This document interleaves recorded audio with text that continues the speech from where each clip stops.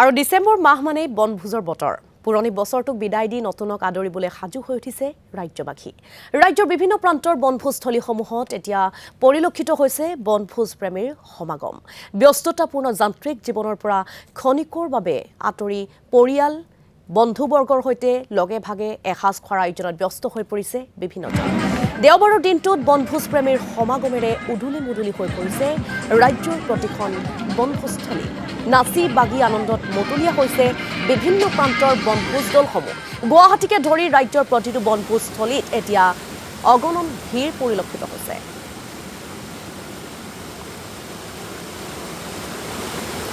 আৰু আমি কাজিৰঙাৰ পৰা কিছু পৰিৱেশ আপোনালোকক দেখাব বিচাৰিম কাজিৰঙাৰ পৰা সামগ্ৰিক পৰিৱেশ দেখাব সাংবাদিক মনোজ প্ৰতিম সৈতে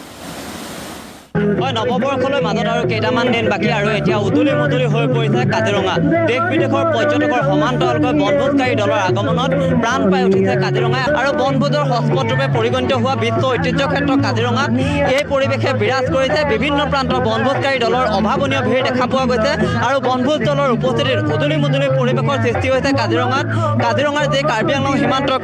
কাৰ্বি পাহাৰৰ যি নামনিৰ হাতীপাথৰ বনভোজস্থলী ইয়াত পুৱাতে ভিৰ কৰিছে বিভিন্ন প্ৰান্তৰ বনভোজকাৰী দলে আৰু এই মুহূৰ্তৰ পৰিৱেশটো আমি দেখুৱাইছোঁ বিভিন্ন প্ৰান্তৰ যিসকল বনভোজকাৰী দল সেই দলৰ উপস্থিতিত এক প্ৰকাৰ প্ৰাণ পাই উঠিছে বুলি ক'ব লাগিব বিভিন্ন প্ৰান্তৰ যিসকল লোক সেই লোকসকল আহি ইয়াত উপস্থিত হোৱা পৰিলক্ষিত হৈছে আৰু তেওঁলোকে প্ৰকৃতিৰ অপৰূপ সৌন্দৰ্যৰ মাজত বিলীন হৈ গৈছে বাইদেউ মই আপোনাৰ ওচৰত আহিছোঁ কেনেকুৱা লাগিছে বহুত ভাল লাগিছে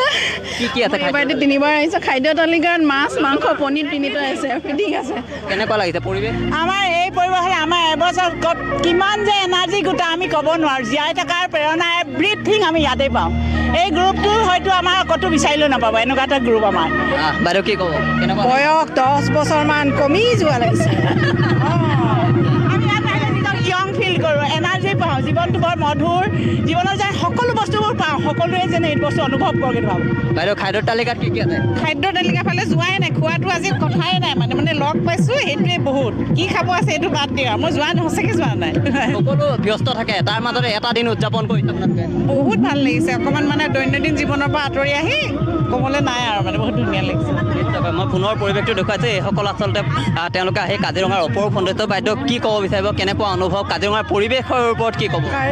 কাজিৰঙা পৰিৱেশৰ কথা ক'বলৈ গ'লে মানে বহুত সুন্দৰ ইয়াৰ কথা কৈ শেষ কৰিব নোৱাৰি বহুত সুন্দৰ পৰিৱেশ আৰু আমি বহুত উপভোগ কৰিছোঁ বহুত ভাল লাগিছে আৰু এতিয়া আমাৰ খাদ্য তালিকাটো বহুত কিবা কিবি আছে আমি অৱশ্যে দেখা নাই আমি সুন্দৰভাৱে খাম মানে পেট ভৰাই ফুল কৰি খাম মই পুনৰ ধন্যবাদ জনাইছোঁ মই পৰিৱেশটো দেখুৱাইছোঁ আচলতে ৰোমন্থন শীৰ্ষক এই যি অনুষ্ঠান এই অনুষ্ঠানত আমি এই মুহূৰ্তত আমি দাদাক পাইছোঁ ৰঞ্জিত দাক পাইছোঁ আমি দাদা আপোনাৰ ওচৰলৈ আহিছোঁ কেনেকুৱা অনুভৱ কি ক'ব বিচাৰিব অনুভৱ মানে এইটো আচলতে আমাৰ এনেকুৱা এইটো আমাৰ একদম আমি জীৱনৰ বুনিয়াদ কানৈ ক'লে যে আমাৰ জীৱনৰ বুনিয়াদ জীৱন গঢ়াৰ এটা বুনিয়াদ গৌৰৱ পাইছে বহুত কিবা কিবি গৌৰৱ পাইছে মাধুৰিমা সেন বৰুৱা এটা চিভিল ছাৰ্ভিচৰ মানুহ পিছত IAS হৈছে তো অসম মানে কানৈৰ পৰাই বহুত হৈছে আৰু কানৈয়ে বহুত দিছে আৰু দিব গতিকে আমি দিয়াখিনি বাদ দিলোঁ আমাৰ যিখিনি আছে মুখ্যমন্ত্ৰীও দিছে সৰ্বানন্দ সোণোৱাল ডাঙৰীয়াক দিছে আমাৰ নেতা দিছে বা অভিনেতা দিছে কিন্তু এতিয়া মেইন কথা হৈছে কি আমি যিখিনি আছে আমি সেইখিনিক আমি গৈ পিনি আকৌ আমি এটা ৰিপ্ৰডাক্ট এটা কৰিব খুজিছোঁ আৰু সেইটোৱে হৈছে আমাৰ মানে পুৰণি সতীৰ্থৰ মিলন বুজা নাই তো এই কথাখিনি সেইকাৰণে আজি তাৰিখত অনুভৱটো এনেকুৱা ভাল লাগিছে সুদূৰ দিল্লীৰ পৰা আহি পেলাই হ'লেও মই ইয়াত আজি উপস্থিত হৈছোঁ ঋতুপন আমাৰ যুগল গোটেই মানে চব আৰু গোটেইবোৰ মৰম চেনেহত আৰু ইহঁতবোৰক চবকে দেখিছোঁ বহুত ভাল লাগিছে আৰু নিজকে যেন 18 বছৰীয়াটো হৈ পৰিলোঁ এনেকুৱা ভাৱ এটা পৃথিৱীত এনেকুৱা এটা ক'তো গ্ৰুপে নামাৰ গ্ৰুপটোৰ নিচিনা ইমান নিভাজ ইমান সতেজ ইমান মানে আন্তৰিকতা থকা গ্ৰুপ ক'তোৱে নাই মই আপোনাৰ ওচৰলৈ আহিছোঁ গোটেই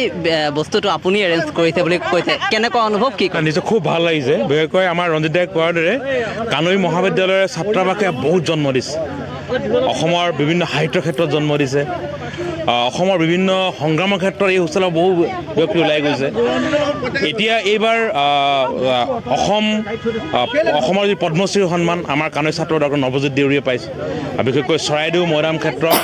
বিশ্ব ঐতিহ্য লৈ যোৱাৰ ক্ষেত্ৰত খুব তলৰ পৰা যিগৰাকী ব্যক্তি খুব কাম কৰিছে ডক্টৰ নৱজিৎ দেউৰী আমাৰ কানৈ ছাত্ৰাবাসৰ প্ৰডাক্ট ৰঞ্জিতৰ কথা গম পায় বিহুক পৃথিৱী বিখ্যাত কৰিলে গিনিজ মানে বুক অফ ৰেকৰ্ডত নাম কৰে মূল সূতা আছিলে ৰঞ্জিত গগৈ আমাৰ কানৈ ছাত্ৰাবাসৰ প্ৰডাক্ট সকলোৱে হয় সঁচাই কানৈ হয় নিশ্চয়কৈ মনোজ প্ৰতিম শইকীয়াক ধন্যবাদ জনাইছোঁ আপুনি কাজিৰঙাৰ পৰা আমাক কিছু পৰিৱেশ দেখুৱাৰ বাবে